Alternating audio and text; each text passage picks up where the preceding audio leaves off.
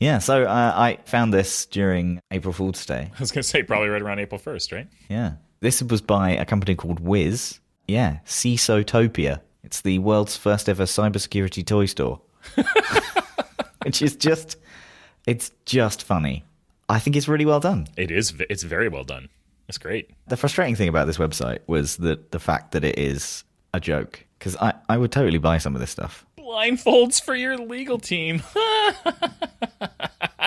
Dark mode glasses. All right, these are funny. I like these. I think someone spent a decent amount of time on this, and I enjoy it. Yeah. The incident response kit is quite fun as well. If you click into that, you can see what's in it, which is like the world's strongest coffee, a couple of Red Bulls, some Dunkin' Donuts coffee.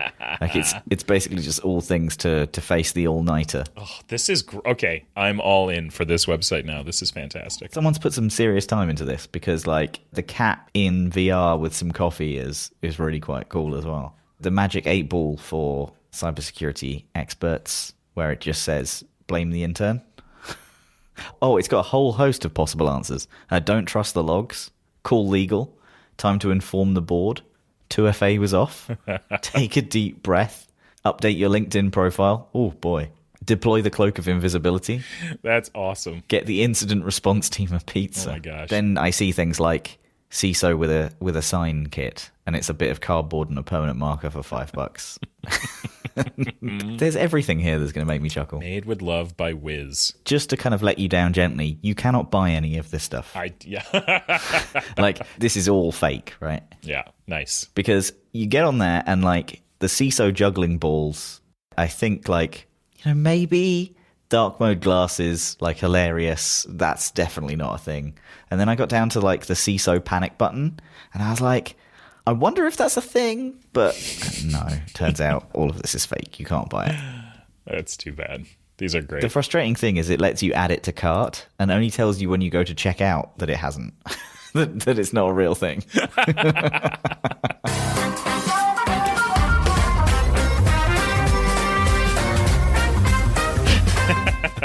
April Fools. That's pretty good. That's very good. So today, the day that we're recording this, we are actually releasing the next iteration of our Unlock with single sign-on today, and we now support Unlock with Azure. So if you have a business that uses Azure for its identity provider within your company, you can now unlock 1Password with Azure. You can go to our website and read all about it. It's a great name, Azure. It is. I like it. Yeah. I think it's one of the best product names. It's really nice. It's a very sticky name. It's good. I like it. So let's jump into some Watchtower Weekly. Watchtower Weekly is our regular segment named after 1Password's Watchtower feature, where we discuss and dissect some of the latest security news and recent data breaches each episode. And this week, our first story comes to us from Vice.com. Take it away, Matt. Why were you suddenly professional? I don't know. I don't know. I mean, we can continue riding that bandwagon if you like. No, and sound I think like that we shouldn't. 1970s radio DJs. So this one is, hackers can remotely open smart garage doors across the world. From Vice, hackers can remotely tap into particular brands of smart garage door open controllers, open them across the world due to a series of security vulnerabilities with that brand. I'm assuming that they can also close them. Equally as annoying, but less of a security issue. So the brand called Next has declined to fix, according to findings from a security researcher. The vulnerabilities pose a serious risk to users of Next, which offers a Wi-Fi-enabled garage door opener. So amongst other products, the researcher who discovered the issue has said that Next has not responded to their attempts to responsibly report the vulnerabilities for months. So Next says it sells easy-to-use products that work with things that you already own. Its garage product connects a person's existing garage door opener and allows them to activate it remotely through a smartphone app.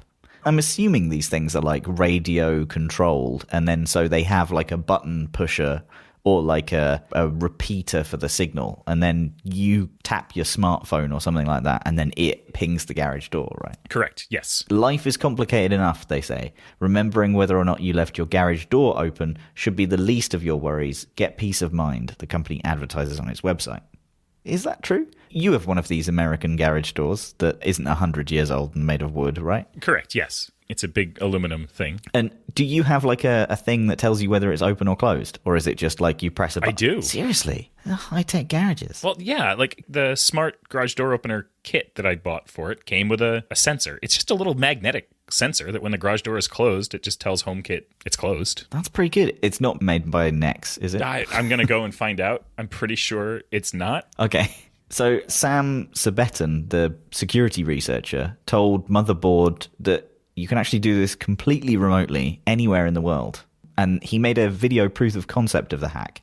It shows him first opening his own garage door as expected with the Nex app, and then he logs into a tool and views the messages sent by that device, and then closes the door with the app and captures the data, and then sends that data to the server during this action. And with that, he doesn't just receive information about his own device, but also messages from 558 other devices that aren't his.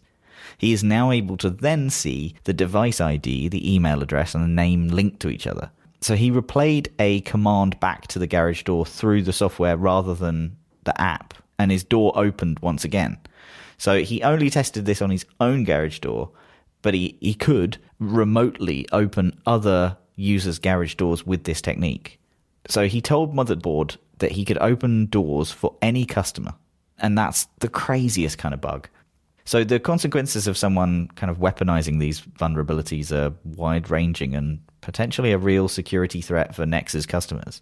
A hacker could open doors around the world at random, exposing their garage and contents, and perhaps even their homes, to opportunistic thieves. Pets might escape, or customers might just get very annoyed at the idea of someone opening and closing their garage door at whim. But in extreme cases, a hacker could use these vulnerabilities apart from a targeted attack, against a garage door that uses Nex's entire security system. Sabetan and Motherboard have repeatedly tried to contact Nex about the security issues, and Sabetan has said that the Department of Homeland Security's Cybersecurity and Infrastructure Security Agency, CISA, told him it had attempted to contact too. The company has failed to reply or fix the vulnerabilities, and this means the security vulnerabilities are still available. So if you have one of these products, disconnect it, is my advice. Because if you have one of these products, it's not a great time to have one. No. I've been walking around the neighborhood every so once in a while, like taking the dog out for a walk, and sometimes I'll come across a Bluetooth speaker that's like open and ready for pairing that I can send audio to. And I always like sort of chuckle and be like, haha, I could start playing music in this person's house. But like, being able to just be like, oh, you know what? I'm going to open that garage door over there is terrifying. This isn't cool. I don't like this at all. So this next one from the BBC is about a popular cybercrime website that has been shut down by police. So Genesis Market, one of the world's biggest criminal marketplaces, as used by online fraudsters to buy passwords, has been closed down in a global law enforcement crackdown. So Genesis Market sold login details, IP addresses, and other data that made up victims' digital fingerprints, often costing less than $1. The personal information let fraudsters log into banks and online shopping accounts. Law enforcement agencies around the world were part of these coordinated raids. During a series of raids, the UK's National Crime Agency, the NCA, arrested 24 people who are suspected users of the site. They included two men aged 34 and 36 in Grimsby, Lincolnshire, who are being held on suspicion of fraud and computer misuse. Law enforcement agencies from 17 countries were involved in the raids. The operation was led by the FBI in the US and the Dutch National Police, working alongside NCA in the UK, the Australian Federal Police, and countries across Europe as well. Globally, 200 searches were carried out and 120 people were arrested. From April 5th, anyone logging into the Genesis website saw a message that read, Operation Cookie Monster, this website has been seized. Oh dear. Operation Cookie Monster. I'm assuming because the way that they, will link people to this website is cookies, but I'm sure it's not as all hooked up as that. Genesis Market had 80 million sets of credentials and digital fingerprints up for sale, with the NCA calling it an enormous enabler of fraud. For too long, criminals have stolen credentials from innocent members of the public. That was from Robert Jones, the Director General of the National Economic crime center at the NCA. We now want criminals to be afraid that we have their credentials, and they should be, he added. Ooh, a little bit of fighty there. I like it. Dutch police have launched a portal on their website where the public can check whether their data has been compromised. Very similar, of course, to Have I Been Pwned, which I'm sure all of the information is in Have I Been Pwned as well. Genesis Market operated on the open web as well, not just the dark web. Set up in 2017, it was notable for its user-friendly English language interface. It was a one-stop shop for login data that enabled online fraud, and users could buy information, including history and cookies and autofill form data, IP address and location. This allowed fraudsters to log into bank email and shopping accounts and redirect deliveries and even change passwords without raising suspicion. Login information on sale included passwords for Facebook, PayPal, Netflix, Amazon, eBay, Uber, and Airbnb accounts. Criminals buying the information were even notified by Genesis if the passwords had changed. So it was a whole host of services. Genesis provided its customers with purpose-built browser that would use the stolen data to mimic the victim's computer, so it looked as if they were accessing their account using their normal and usual location. So the access didn't trigger any security alerts. Mr. Jones said it was a very sophisticated website, easy to use, with a wiki telling you how to use it, and accessible on the open web and the dark web. So you didn't need to be a sophisticated cyber actor to get into this. You just needed to be able to use a search engine, and then you could start committing crime.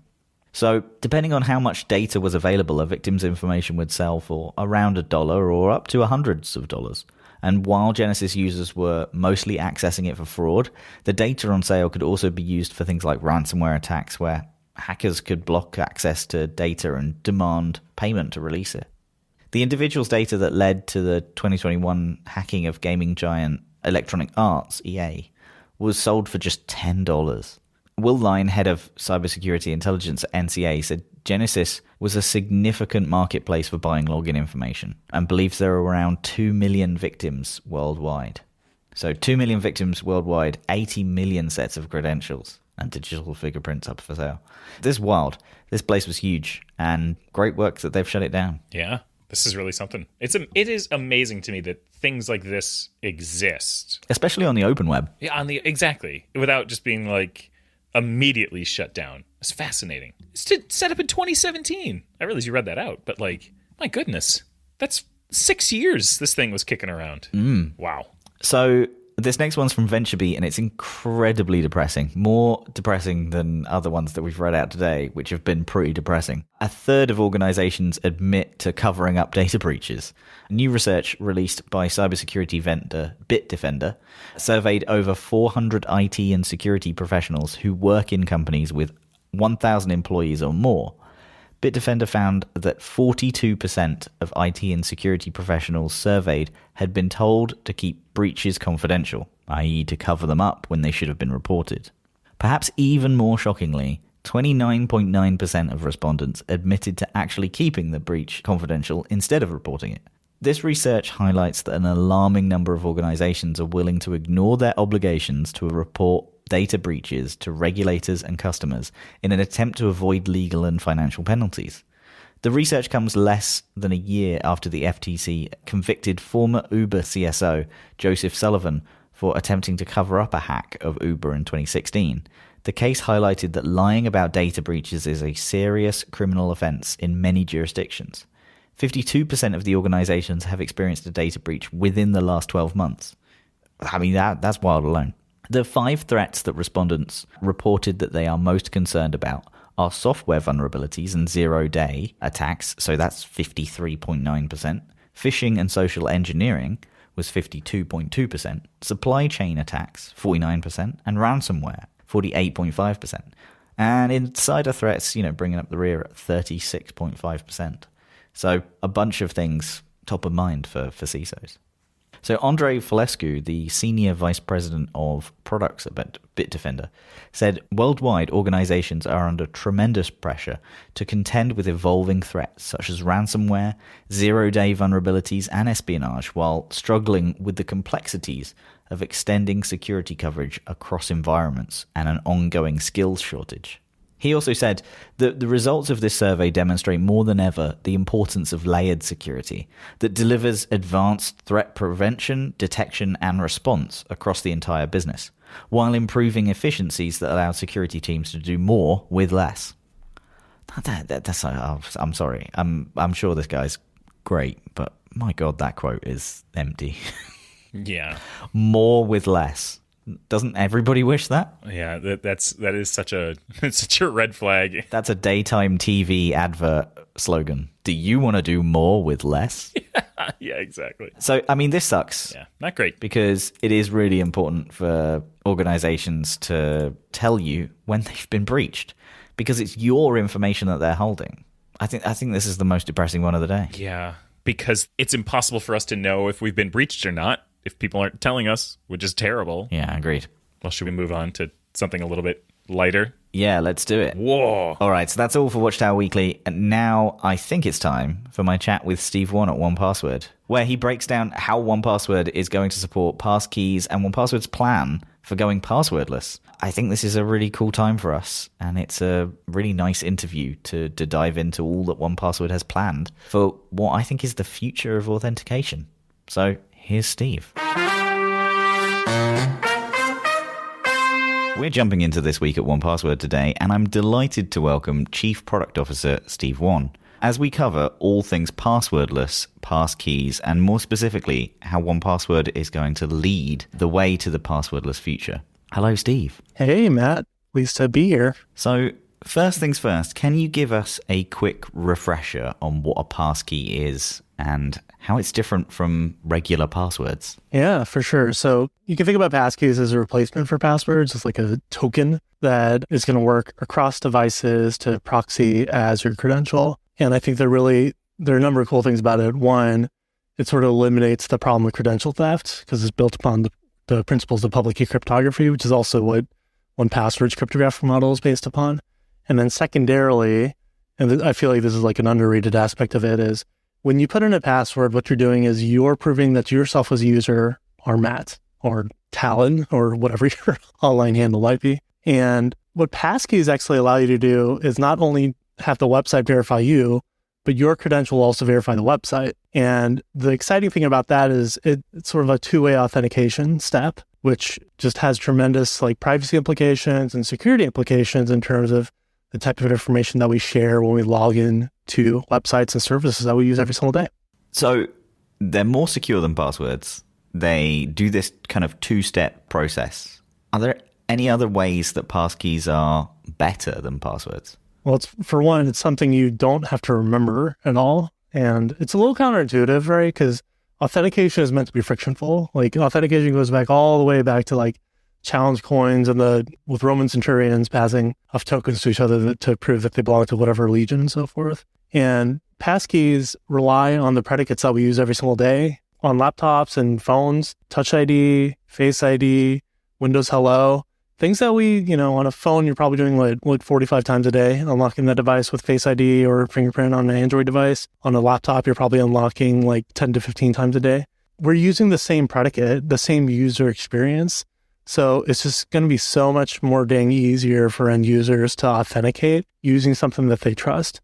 Now, on the flip side, the ironic thing is that's actually a gap we're going to have to make up for folks. The fact that passkeys are easier, by default, users are going to assume that's going to be less secure. So there's some research out of FIDO that have actually shown people have less trust in that experience of using a biometric than using a password, perhaps because we've done such a good job over the last 20 years convincing folks that using a strong password is the best way to go about things. My favorite example of something like this is something that I mentioned on the show and I talk about quite a lot, is a parking ticket machine. You press the button, pay for your parking. When you put your card in, basically milliseconds occur and then it spits your card back out after you pay. And the queue is actually longer because people put the card back in at least a few times in order to check because it's so fast that it happens. And I think we're going to have to do that with passkeys. We're going to have to kind of slow down the experience a bit, really acknowledge what is going on before we can then artificially slow it down so we can speed it up later almost. I feel like when Face ID came out, in one of the betas, it was actually the animation that they showed, the face sort of flipping around for the authentication step was faster. I remember there was like a beta step where they actually slowed it down. And I feel like that's probably the decisions that the UX folks at Apple are making of like, oh, dang, this is going so quick that people don't realize something's actually happening. And this illustration animation actually shows that a process is taking place to verify your identity. 100%. So let's move on to what 1Password is doing. How is 1Password going to support passkeys? If I sign up for a new Shopify account using a passkey, will I be able to store that passkey in 1Password? Yeah, totally. So what's 1Password done for the past 18 years? 1Password has stored your credentials and allowed you to use it across platform on any service. Every day I use an iPhone, Google Pixel, MacBook, and Windows PC. And 1Password just makes using the web bearable for me because I will hop between those devices, between work and personal life, and be able to use credentials everywhere. We're going to do the same with passkeys. And that's where we're going to be starting from, which is storing passkeys within 1Password and allowing you to use those cross-platform. And it's really exciting for us to be able to like lead the charge there. And we're choosing to be early a little bit to market because we need to make sure that we feel like we have a duty to make sure that users have a great first impression of utilizing passkeys. And we think at present, the experiences are so disjointed on each of the platforms that it's not going to be a great experience. And it's going to be something that users just refuse to use because it's going to be hard of like, hey, okay, maybe I had a good experience using passkeys in the Apple ecosystem, but the moment I use a Google device or the moment I log into a Windows device at work, actually I have to like have a whole different set of passkeys. That's not going to be great. So that's where we're going to be starting from, which is storing passkeys and using them across platforms. The second piece is maybe the project I'm most excited about, which is unlocking 1Password with passkeys, taking the password out of 1Password, which leads to interesting conversations of what domain name do we need to buy in the future. And the reason I'm really excited about that is, one, frankly, like the account password is frictionful for some users. I mean, many of us in personal contexts, as we convince family members or friends to set up 1Password, couldn't even remember like my wife, when she set up 1Password the first time, she was trying her darndest to use a unique password. And she got locked out in the first 2 weeks and I had to reset her. Thankfully it's a family account, so that's pretty straightforward. But imagine if her experience is replaced outright with a passkey. There actually is not a password for her to remember. It's going to delegate to Face ID on her phone, Touch ID on her MacBook Air, Touch ID on her iPad, and she's going to be able to log in and utilize 1Password across the board without really thinking about it. And that's really exciting from a enrollment, an activation, a usage standpoint of just making it simpler. Now, an obvious question might be wait, you've supported biometrics for years. What's the difference here? That's true. The way that biometrics have been implemented historically is biometrics are basically like a mask over the top of the password in the background or the device pin in the background. Fundamentally, passkeys actually eliminate that password. There's a concept of a shared secret, which is what a password is. It's a secret that you know and the service knows to be able to validate you. What passkeys allow you to do is actually completely eliminate the shared secret, whereas biometrics are just masking over the top of it. And that is why it's going to eliminate this vector credential theft, which is what a vast majority of breaches are sourced from, according to Verizon's data breach report. And that's going to be such a game changer on the web. So many businesses, so many customers spend a tremendous amount of individuals on the support side, security staff, security products to defend poorly, frankly, against credential theft. And I've talked to so many businesses over my career that are just spending tremendous amounts of money on password resets for users that are stuck and dealing with stolen credentials and helping those folks and validate those folks. And when passkeys are broadly accepted and available for businesses to utilize, we'll eliminate that vector of attack, which means businesses can just focus on their core products as opposed to dealing with this mess of identity and password resets and credential theft. So that's where the third part of our roadmap comes in, which is the passage service. So the passage service is going to be an authentication service that's passwordless. Actually, we have 2 lanes there as well. So we have a pure passkey authentication service, and then we also are working on something called Passkey Express, which allows you to add passkeys on top of your existing authentication schemas. And, we're sober about the fact that customers are going to want to have a transitionary period both for themselves and also for their customers as the passkey adoption accelerates. What I'm bullish about and why I think the next 18 months are going to be absolutely critical for us is you have Apple that supported Passkey starting in iOS 16 and Ventura. You have Google, who intends to support with the next version of Android and is going to be in preview next month. And you have Microsoft that has intent later half of this year, maybe even next year, for support. So there's the platform momentum on the consumer side that's going to drive Passkey adoption.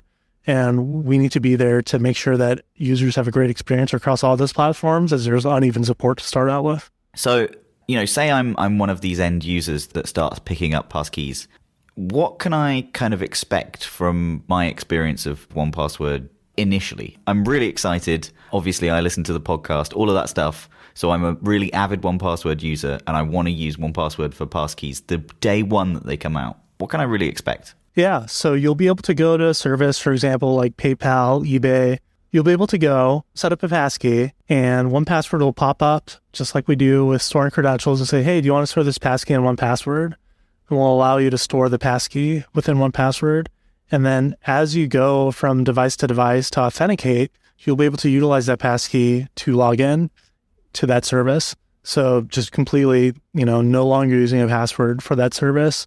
And there are a lot of questions that sort of arise from that of like, all right, what do you do with a pre-existing password? What's sort of the fallback? And we're excited to partner with customers to figure out what this future looks like and use that feedback to continue to iterate and evolve on it. We're never done shipping. We're never done iterating, right? Our V1's not going to be V1 very long. It's going to be a V2 pretty shortly after. So it's going to be fast moving.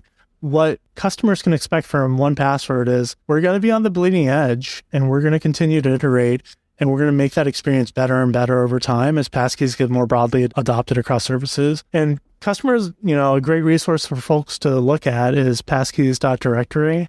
So it's our service. It's a database that we're maintaining of consumer services and business services that support passkeys. And we're actually in the process of adding a feature where you can both submit sites and then also vote on sites, sort of in like a Hacker News, Dig, Reddit kind of way. So that'll be a great way for early adopters to keep tabs on which services are supporting passkeys to start with. From an unlock and enroll standpoint, it's going to be very seamless. It's going to be, hey, like I'm using Touch ID, like I'm using maybe a YubiKey, like I'm using a Windows Hello on my device. That's completely what you're going to rely on to log into 1Password, and you're never going to be asked for your account password again. So taking all of that in, we've heard about the death of the password for years. Do you believe that passkeys are it? It's got the industry excited. It's got me working in security on the UX side, like absolutely excited. Do you think like this is the one? I do, and I feel like I have the benefit of experience. So I've been involved with FIDO since 2014. Back when I was a Duo, we were launch partners with actually Google and Yubico on the U2F standard, and we were the first service layer to support U2F. And then obviously UAF was the follow-on from that. And then we had WebAuthn, which even also a Duo, we partner with folks like Intel to show off a demo working with SGX and a software-based platform authenticator outside the Windows Hello and Touch ID schemas, because there wasn't access to them at that point to support WebAuthn 2. And so you see this sort of trend line of we started with U2F, realized it was frictionful to expect consumers and users and businesses to rely on hardware-based tokens. And then we worked on UAF and WebAuthn, and it was basically, it was too early for us to integrate with the biometric providers that exist within the platforms at that point. And the reason I'm so bullish on passkeys is that next sort of evolution and the technology that's going to actually push us over the edge is it's the platform support, frankly. Apple going all in early last year and saying, hey, we're going to support this in iOS 16 and Ventura, and this is going to be the future of authentication. And then Google's always been a key collaborator on U2F, UAF, and WebAuthn from the start of it. And then obviously Microsoft's backing along this too. And Microsoft's done a tremendous amount of work in the ecosystem of pushing on Windows Hello, pushing on passwordless experiences for workforce. There's this momentum shift around passkeys in terms of driving consumer awareness. And having worked on this for close to a decade now, dear God, it is close to a decade, I'm sober about the fact that passwords are going to be around for probably 2 to 3 decades. This transition is going to be all in one. But imagine if a couple of major services like Apple, with your Apple ID, with Gmail, with your Google ID, or other consumer services like Twitch or social media networks support passkeys. All of a sudden, you're going to have half of what we spend our time on the web utilizing only using passkeys. And that's going to create a din of demand from consumers of holy cow, I want to use this everywhere. I think back to Touch ID, right? So when Touch ID launched, we were all excited about it. Then we were disappointed to hear there's not an API for us to tap into. And then the moment the API was announced, we at 1Password were actually the first ones to implement it at WWDC. I think actually, Jeff said, it was less than 12 hours after it was announced. We had a demo working, and the very next morning we showed it to the devs. And that's our attitude of we want to meet users where it helps folks have a way better user experience as quickly as possible. And we're comfortable with the fact that we're going to be a little bit early to some technologies because we think we have a say in terms of what good UX and good experience looks like. And that's the same sort of commitment that we're making on passkeys of we want to make sure that not only users have the first experience, but the best experience using passkeys with 1Password. Yeah, I'm just as excited about this as I was when Touch ID and biometrics started coming out in Apple devices back when we were kind of all in on singularly Apple devices. The thing that gets me more excited about that is just the reach, just the amount of devices that can support passkeys. Where can people go to find out more and get updates on our future plans? It's a great question, Matt. Where can people go? Well, I think personally, future.onepassword.com/passkeys is a great website that hosts a bunch of information, and there's a newsletter there as well. Yeah, for sure. And then I definitely want to point folks to passkeys.directory. And then also, we're part of the FIDO Alliance. We're on the board. The FIDO Alliance has great resources, and, the FIDO Alliance is contributed to by Google, Apple, tons of great identity vendors in the space too. And FIDOalliance.org/passkeys is a great resource, really human-oriented explainer of exactly how they work. And also white papers around the security principles of, CTAP2. There's a trusted communication layer between the browser and the trusted execution environment. I have read the CTAP2 white paper. I'm not going to herald it as interesting as, as you did. It's a fascinating read. I think it's got a niche audience there. Thank you so much for joining us. Please do come back on the show when there are more details around things that people can play with. All right. Thanks for having me, Matt. Matt, should we talk about the winners of our game poll? We asked our listeners to vote for their favorite game to bring back from the random but memorable archives. Yeah. It was a two-horse race. Very close. I don't think you're going to enjoy the news. I don't. Why? Why is that, Matt? But the votes have been counted, and I can reveal that our listeners have decided to bring back Play Your Passwords Right. Oh, God. Are we also bringing back higher bot and lower bot? I think yes. I think we just bring back one of them. Okay. And I think it's your best friend, Hirebot. Oh, I think good. that would be the best one to bring back. Great. I can't wait to be emasculated again. So I think for the second time we've ever done on this podcast, it's time to play the Play Your Passwords Right theme tune. So here we go. Here's the Play Your Passwords theme tune.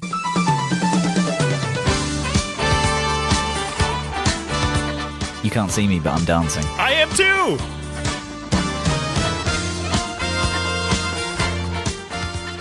They don't make them like this anymore. Oh, God, the saxophone and the horns.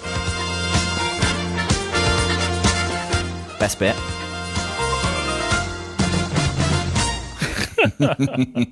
All right. So with that, I think we can start the brand new Netflix special, which is featuring all original Netflix shows. So the rules basically are, I will show a password and then reveal how many times that password has been in a breach. I will then show another password, and Rue, you have to guess whether it's higher or lower, more or less times than the previous password. This is, of course, made possible by haveibeenpwned.com/passwords, the home of finding if you've been in a data breach. You can also go there if you want to play along at home. It's also worth noting all of these passwords are one word and lowercase. Usually we have a theme for every week. And as I said, this week's theme, the Netflix special. So we are starting with Rue playing and Hirebot playing. So Hirebot, of course, just plays higher every time, and we see if Rue loses against them. So the first one is Ozark. I never watched this. Actually, no, that's not true. I watched the first episode. Me too. And then never again. 395 times Ozark has been used as a password. And what do we think about Stranger Things? Is that higher or lower? It's higher. It's higher. Okay. So you're going higher, and Hirebot is going higher, obviously. Yep. You're both wrong. What? Stranger Things, 291 times. Okay. Next one, Bridgerton. Did you watch this? Oh, it was steamy. It was a normal, period drama. Mm-hmm. And then boom. Yep. It hit it all off. It was a smutty program. Oh, I never watched Bridgerton. Okay. Higher or lower? What do you think?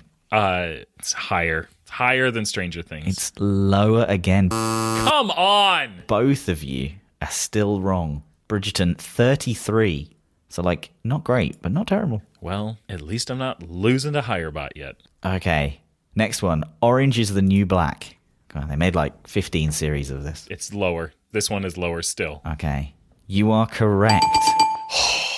So you have 1 point and Hirebot has 0 points. All right. That's great. Starting this new game off pretty nicely. Mm-hmm. Okay, the next one is Better Call Saul. All right, now we're creeping back up.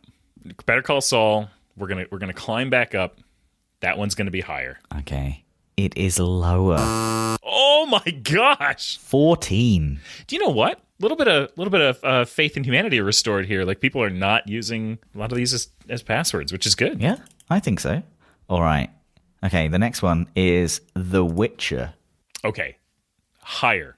Because it's not just a Netflix show. It's also a book. It's also a video game. Definitely higher. Okay. There's a whole thing. Okay, so you're going higher, and of course Hirebot is going higher. Hirebot. Yeah. You're both correct. All right, good. 630. Yeah. Okay, the next one is The Crown. The Crown. Yes. Is The Crown higher than The Witcher? I really don't know. Witcher's at 630. Yeah, all right. We're going to go higher. We're going to say... no, I'm going lower. Oh. The Crown is lower than The Witcher. The old switcheroo. Yeah, the old switcheroo. 106 episodes and I've never made that joke. All right. It is lower. Whew. You were correct there. You're 3 points out. 2 points ahead. Yeah. Suck it, Hirebot. All right. Riverdale, which I understand is some sort of teenage angst program. Yes, correct. Yeah. Apparently with supernatural elements to it too at some point. I don't know. We watched half a season, I think. Really? Yeah. I think it's shot quite well. Lots of nice lighting. Yeah.